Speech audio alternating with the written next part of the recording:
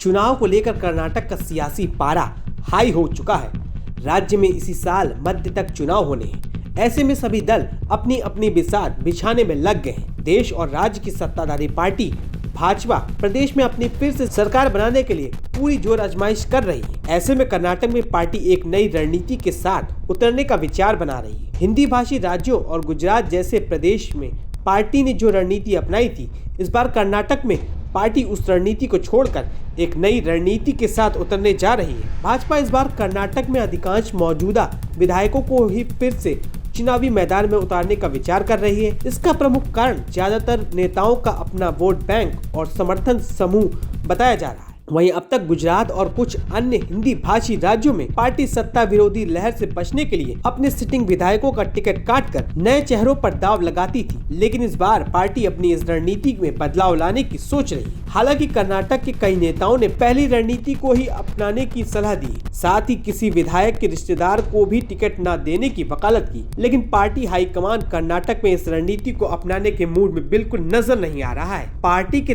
Think tank के मुताबिक कर्नाटक की राजनीतिक स्थिति गुजरात से अलग है। 120 से ज्यादा सीटें ऐसी हैं जहां नेता अपने निजी प्रभाव से चुनाव जीतते हैं। ऐसे में संभव है कि अगर उन्हें टिकट नहीं दिया जाता है तो उन्हें दल बदलने से कोई झिझक नहीं होगी। प्रदेश के पूर्व मुख्यमंत्री और पार्टी के वरिष्ठतम नेता बीएस येदियुरप्पा भी कह चुके हैं 224 सदस्यीय सदन में अधिकतम 6 या 7 विधायकों को ड्रॉप किया जा सकता है। इसमें भी कुछ की उम्र 75 के करीब है तो कुछ की तबियत ठीक नहीं है, उन्हें टिकट से वंचित किया जा सकता है, लेकिन उम्मीदवारों के चयन में उनसे पूछा जाएगा। साथ ही भाजपा के गुजरात चुनाव फार्मूले के कुछ गंभीर परिणाम भी सामने आए थे। हाल ही में विधानसभा चुनावों से पहले गुजरात में 42 और हिमाचल में 11 मौजूदा विधायकों को टिकट नहीं देने के बाद पार्टी को दोनों राज्यों में विद्रोह का सामना करना पड़ा था। ऐसे में पार्टी कर्नाटक जैसे राज्य में इस स्थिति का सामना बिल्कुल नहीं करना चाहती है। प्रदेश में इस बार भी प्रमुख रणनीतिकार और पूर्व मुख्यमंत्री और सक्रिय राजनीति से संन्यास ले चुके